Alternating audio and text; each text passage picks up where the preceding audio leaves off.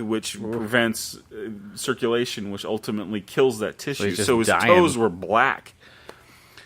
So I had to set up this intubation when I had to put this tube down his throat, and there's a special device that you use to sort of lift the tongue out of the way as you slide this tube down. Now, of course, you could hit the esophagus, which would then inflate his stomach, which would be a problem. So you have to make sure you hit the right tube in the back of the throat. It's dangerous, right? Well, yeah, if you do the wrong tube in surgery, you could kill the guy. Right. Luckily, though, he was missing half his teeth, so I just kind of shifted over to the side of his mouth that didn't have any teeth, because normally teeth get in the way, and you don't want to break a person's tooth with this metal tongue grabber that you're sticking down their throat.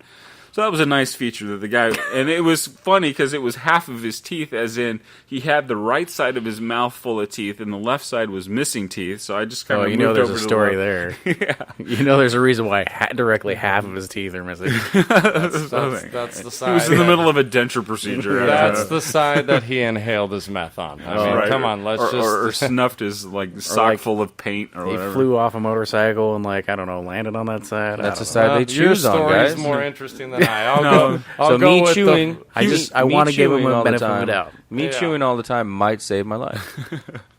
Or That's Very the dumbest doubtful. thing I've heard you say in a couple minutes. In the last 30 seconds. so, and then another example, just an unusual situation. I was offered an opportunity to look at a woman's prolapse uterus, and as we were walking by one of the rooms, So explain what a prolapsed uterus so is. we're walking through the ER, and there's a woman in this room, and names are unimportant or whatever.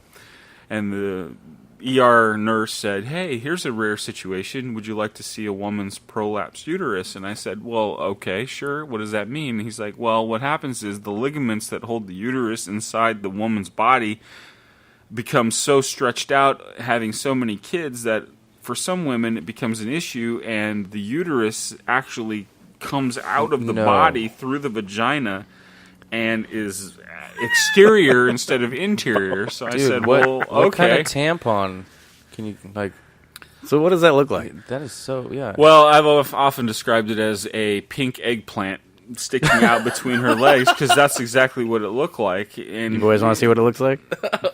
Let's see it. that's what it looked like. Yeah. Oh, God damn That it, bad? Moto. Yeah, Was it well, that bad? Fuck. It didn't have all the blood. But and it's that big. It wasn't quite that big. I mean, it wasn't like an emergency situation. It was just Dude, a Jesus pink eggplant is basically what it looks like. Christ.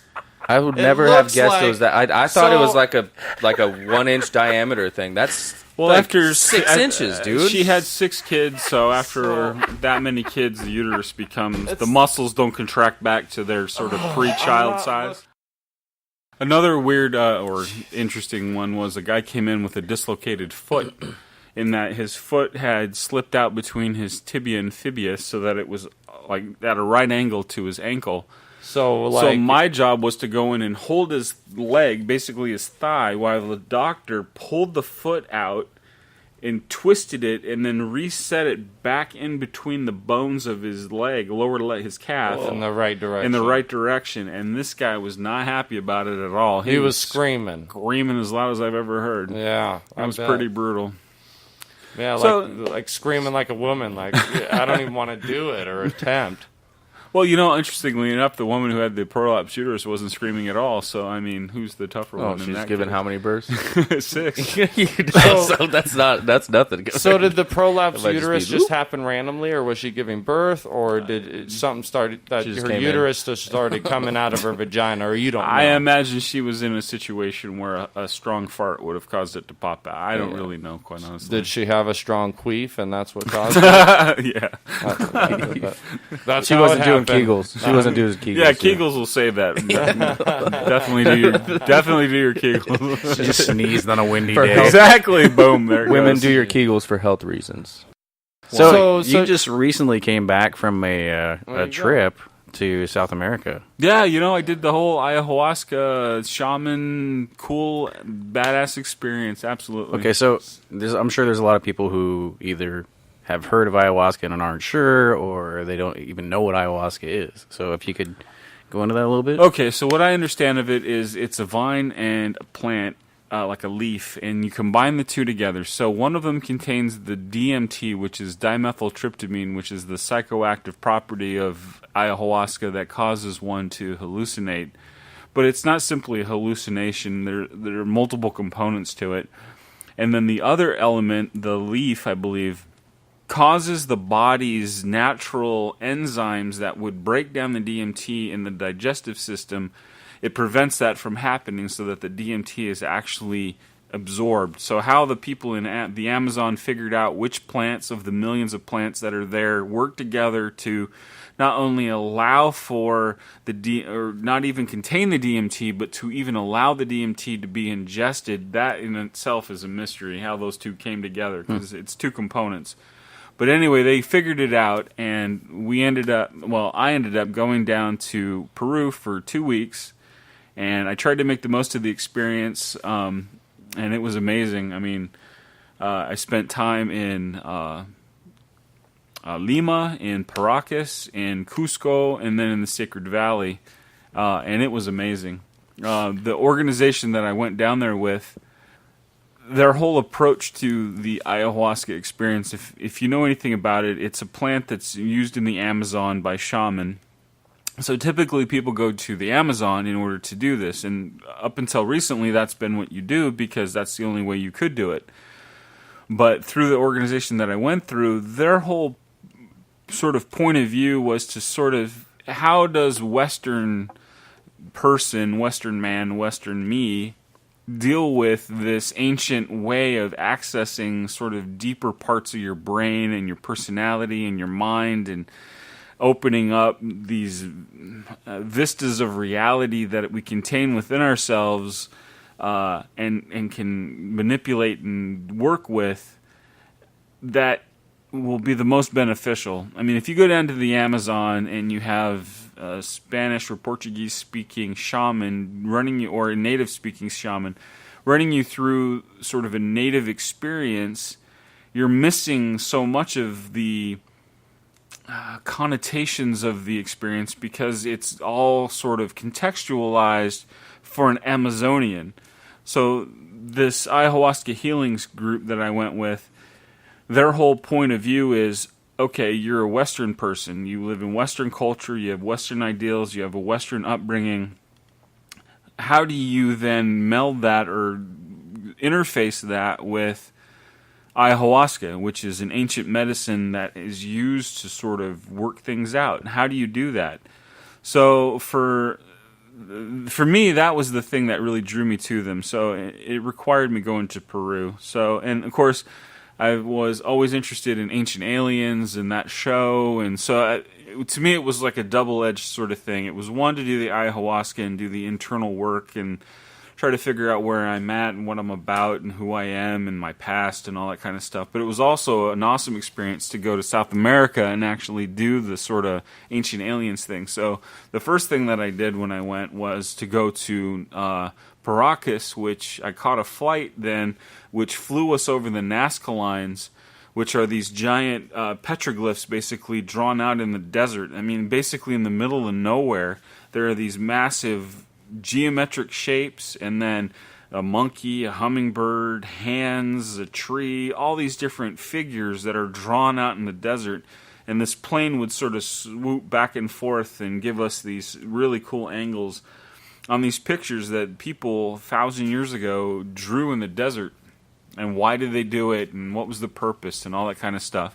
So it seems like this has just been one long, like, self-enlightening trip for you. That's life. Yeah. And ayahuasca, how do you feel that's played as a part? Well, see, that was the interesting thing. I was curious about it. So, like, I've read, like, Aldous Huxley's Perennial Philosophy and Doors of Perception and all those sorts of things, and Carlos Castaneda's Don Juan Experience. So you read a lot about these sort of psychedelic trips that people go on, and it intrigues a person. It raises their curiosity. It's like, okay, so what does this mean exactly, right? I mean, it always leads to this sort of personal disconnect from the world and sort of this internal voyage. So how do you do that, right? You can meditate, you can read philosophy, you can do all those things, and I've done all those things. But it always came back to this sort of physical way of accessing this information. So I don't really know if I have the time in my life to sit there and meditate until I'm a master, like some sort of Buddhist monk would do. So it's like, I'm a Westerner, of course. I'm going to try to do the quick and easy thing. So that is going to Peru and doing the ayahuasca. Now you can go to Mexico. They even tried to open up a church here in Washington State. Huh. It didn't work out too well because of the DEA, but they're trying. Well, when For you're the DMT. you're giving out the same things that kids are using as a club drug. Right. So. Exactly. So Right. So okay, so walk us through. What you go to this? Okay, it's like so a camp. So we ended up going to this hacienda that this fella owns. He sort of rents it out to this group. So it's a nice big facility, and it's in the Sacred Valley. So the Sacred Valley is on the other side of sort of this mountain range, but it's not really a mountain range. It's more like Cusco is up at such an elevation, and the Sacred Valley sort of cuts down into... how do you even describe it? It cuts down into the earth. So it's sort of like the Sacred Valley is like being at the bottom of the Grand Canyon where everything else is at the top edge. You know what I mean? Okay. So you're sort of down in this space. So like the rock formations, the cliffs that were behind us were like 1,500 feet. Whoa. I mean, right out of the ground right behind us. You're down in a valley. But it's volcanic and it's whatever.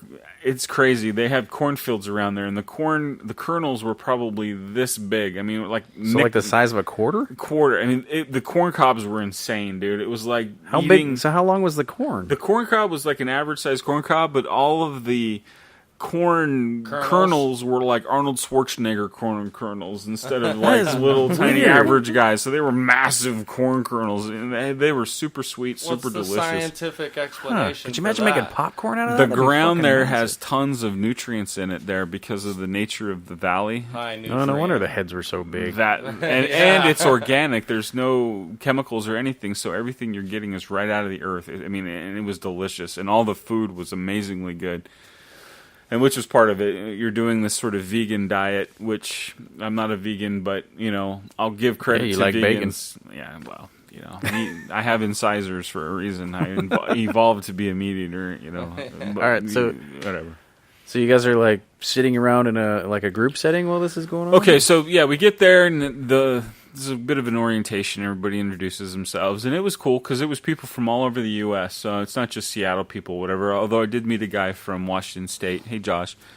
But it was Atlanta, New York. I met a fella from the Bronx, two guys from Canada, but from all over the U.S., L.A., So, you didn't know anybody. We all kind of got together, and it was kind of a cool synergy because you realize that there really is sort of a time and a place that the universe sort of gives you, and as long as you're open to the experience and you leave that space open, the universe can fill it with this cool stuff. So as long as you don't go with too many expectations, and it's been my experience, things generally work out, which is why I ended up kind of where I'm at Delta, where we work, because that's just the nature of letting things sort of unfold themselves. So when you were there, like your attitude, what you're explaining is that your attitude was like, I'm open to anything.